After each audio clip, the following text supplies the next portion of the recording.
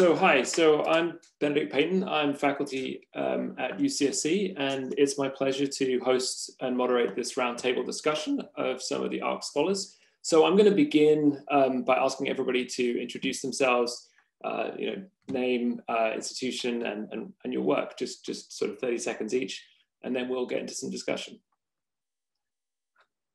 Who wants to start? I can go ahead. Go ahead. Yeah, so my name's Emmett, and I'm a fourth-year PhD student at UC Davis, and I do work trying to understand how immune cells, specifically white blood cells, actually consume pathogens, and really thinking about the signaling processes inside the cell and also the mechanics behind this process. Yeah. Great, thank you. Connery? Hi, my name is Connery Meyer. I'm also at UC Davis in the Biomedical Engineering program. I'm currently in my third year.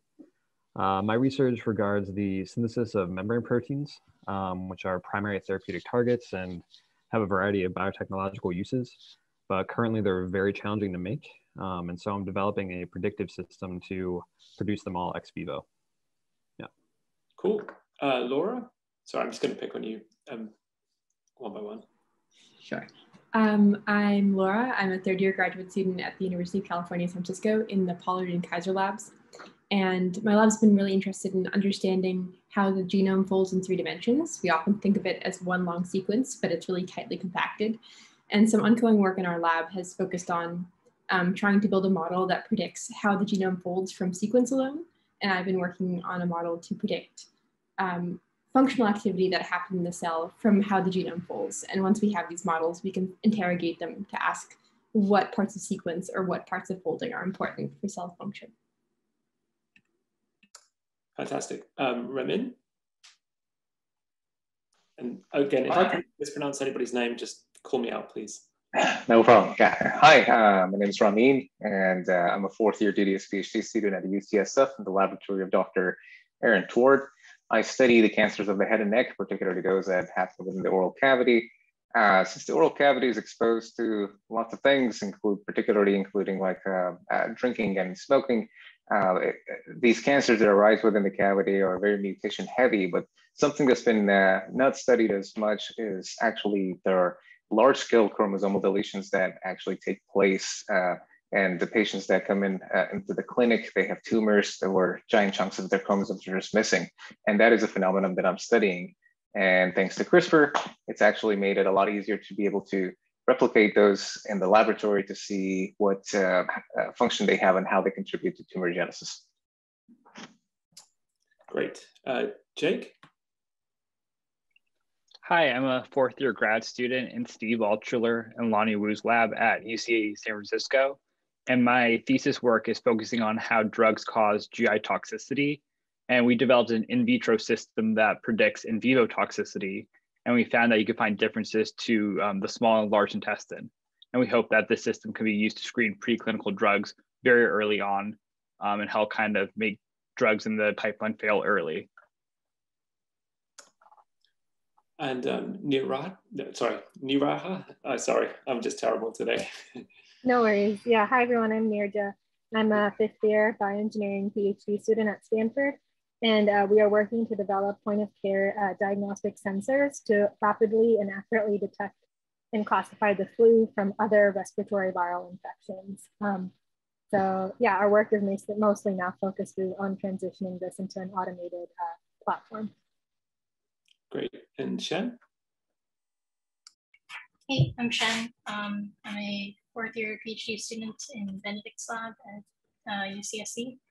And the big picture project we're working on is pangenomics. So in like standard genomics pipelines, we use what we call a linear reference genome, which represents just one copy of the genome, but doesn't represent any kind of genomic diversity. So we're working on a new kind of reference genome that incorporates diversity from the human population. Great. Well, thank you all. Okay, so there's a number of suggested questions. I'm going to start with the first one, and I'd like you all to sort of chip in and contribute. So what do you think are the really big questions in your field? and how do you see them changing over the next 10 years? I heard a lot of kind of overlap in terms of, some overlap at least in terms of interest. So I'm hoping that we can get to something that's a bit of a synthesis.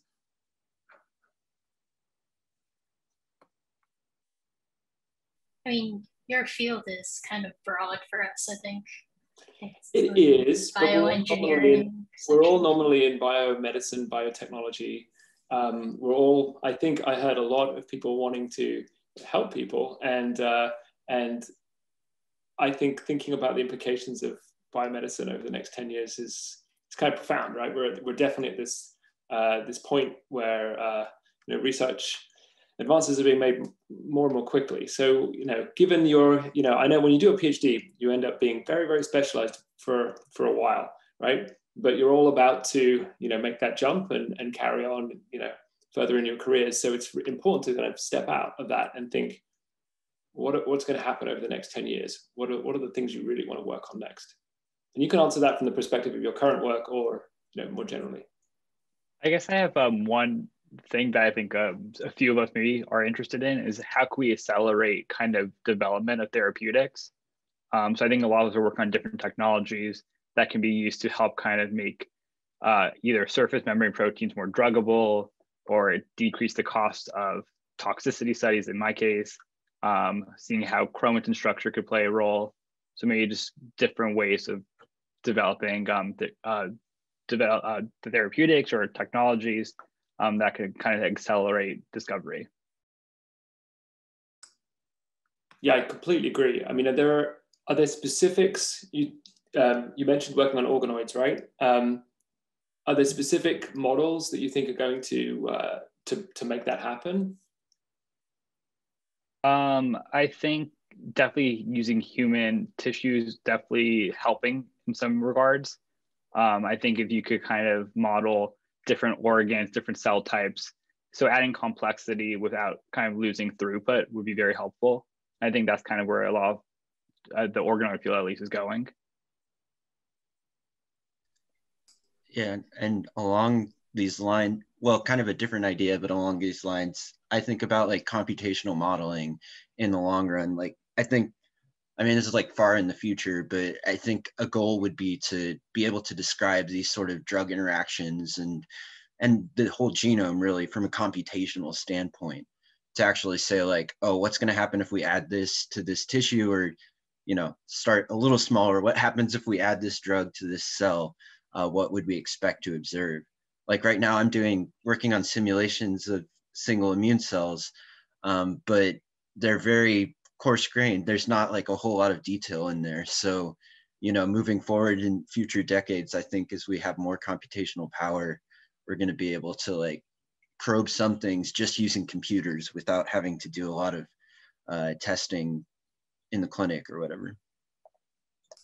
Yeah, right on. I completely agree. And not to pick on people again, but Laura was talking about, the modeling of three-dimensional chromatin structure, and Ramin mentioned, predicting the effects of large-scale chromosomal abnormalities and so forth. You can clearly imagine relationships between, these, as Shem was saying earlier, disparate fields, but how do you see them kind of coming together?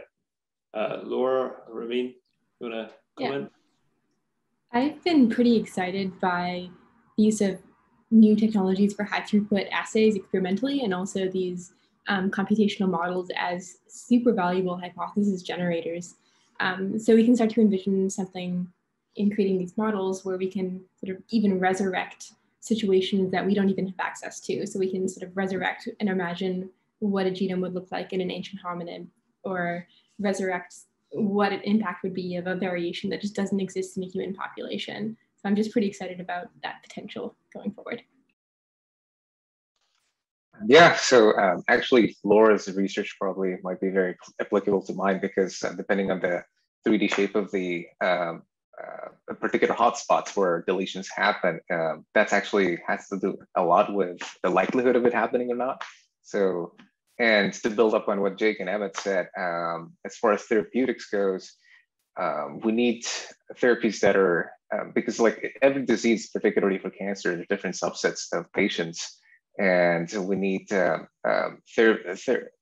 that are basically directed for each individual instead of just using things in bulk and hoping things will work. So using computational models, and it's impossible to be able to test everything in the laboratory, where it will take many years and generations to have that data set. But using computational models, it'll be much more efficient and accurate to come up with very specific targeted therapies that will be a lot more effective.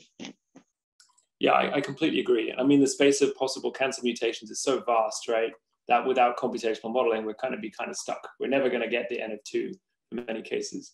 And so we've got Ramin is representing, the future of cancer research, but we've also got Niha was saying, sorry, I'm just terrible with pronunciation, was talking about, infectious disease and virus and flu and so forth. So how do you see that, in terms of the sort of pantheon of things that affect us progressing? Yeah, I mean, definitely with the pandemic, everyone just cares about infectious diseases a lot more than originally. So that's been really great. A lot of companies are just working very hard to just try to get technologies out there. And I think almost the pandemic has kind of, I want to say everyone is getting excited to the point where things are getting pushed out before they're fully ready. So I would just kind of, I would just caution that in a pandemic, and I think moving forward, we need to make sure that what we're putting out is still at good quality for disease diagnostics and not necessarily, just getting caught up in the excitement of wanting to help. So I think there's still like robustness and reliability, reproducibility, which are all really important for assay diagnostics, need to be preserved in this climate as well. Yes, yeah, totally agree. So it's suggested that I ask you about how the pandemic has affected your work. So briefly, let's just go around the room. I'm kind of curious, I run a dry lab, and actually for me in our dry lab, it actually hasn't, although people have been distributed all over the place, lots of work has gotten done, right? Because we're all just in front of our computers all day. But I'm really curious to hear from those of you, particularly in labs, how the pandemic has, affected your work. And then, that follow-up question, had there been any benefits to what's happened in addition to all, the hardships? Connery, do you want to start us? I'm trying to make sure everybody speaks. Yeah. So I primarily work in the lab, and so it was pretty odd when everything shut down. But I pretty much just moved all the computational work. So I took it as an opportunity to dive deeper into machine learning and write more of my robotics and automation code, and to work on some other papers. So just kind of like a good time to tie up some loose ends. But it was definitely pretty weird to have that disconnect from fellow researchers and that kind of loss of collaboration that you typically get just kind of on a day-to-day basis in lab. Yes. Was it a long pause? Did things have to stop, on a dime, kind of like for a whole bunch of time? Yeah, I mean, the start of the week, we were like, is this kind of going to happen? And then by the end of the week, everything was shut down and we weren't allowed back in. So that was pretty abrupt. And I think I was out for about 3 months, maybe 4. Yeah, so a pretty long time. Anybody else? To say at UCSF, I think we had a 2-month and 2-day pause from March 16th to May 18th. And and then when we came back, we had to sign up for shifts and be in lab one at a time at specific times, which for me ended up actually being very interesting because I ended up having to take the night shift, and so I could stay as long as I want. So I ended up becoming very productive actually. But just like Connery said, you don't have anybody around you. So the days that are rough in lab and you don't have good results or things don't go bad, there's no one to talk to, and it kind of that stress and pressure kind of builds up, and that part is definitely not fun. Yeah. Yeah, for sure. That's very noble of you to take the night shift though. That's great. That shows dedication. I'm aware of the time, so I'm going to kind of keep moving us along here. But I guess I want to ask you how the ARCS Award has been of value to you, right?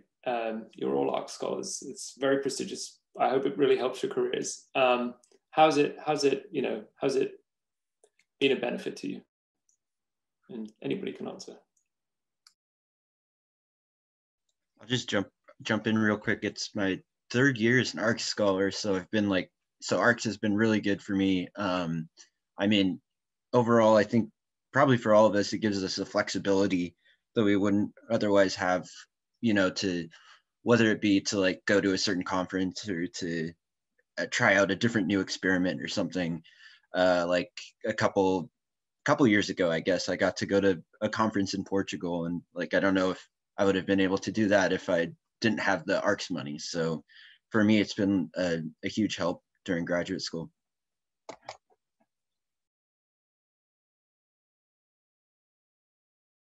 Yeah, same. I would say this year, part of my thesis project, I needed a huge cohort of samples to actually test if our device worked and to get like accurate statistics on it. So with ARCS money, we were able to get a huge batch of samples shipped over from Baylor College of Medicine. So I'm really grateful I had the support to actually get the samples I needed to do to test our assay on. That's great.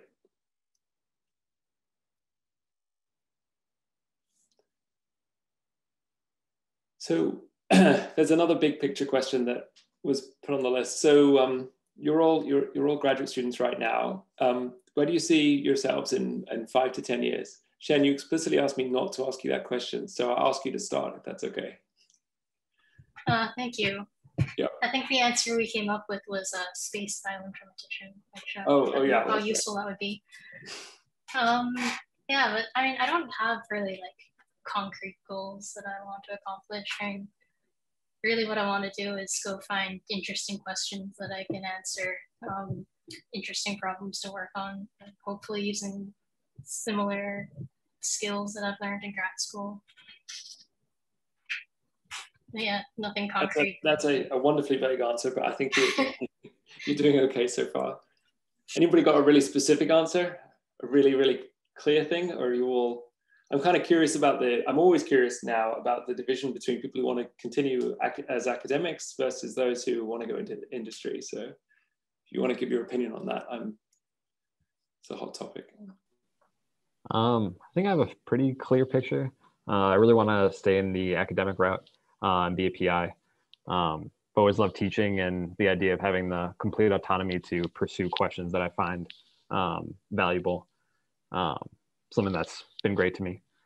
Good for you. Yeah, and pushing more on the membrane proteins. My hope is that I can actually build a system to make membrane proteins and then use that to derive as many structures from humans as possible, to try to create like a structure atlas for computational design of drugs and things like that.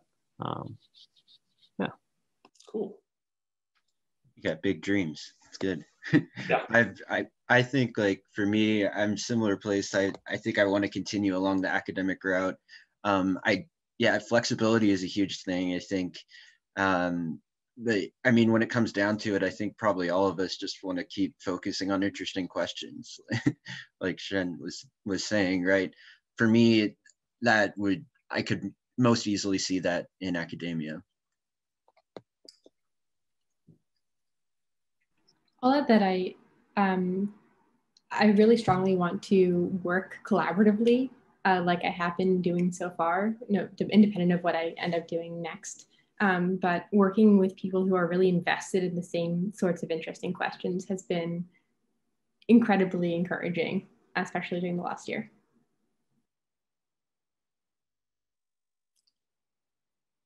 Yeah, I think, yeah, if we've all been isolated, it's nice to have stuff to collaborate on, right? At least it gives you, in addition to family and friends, a sense of community. So anybody want to expect to tell us in 5 to 10 years they're going to go build a company?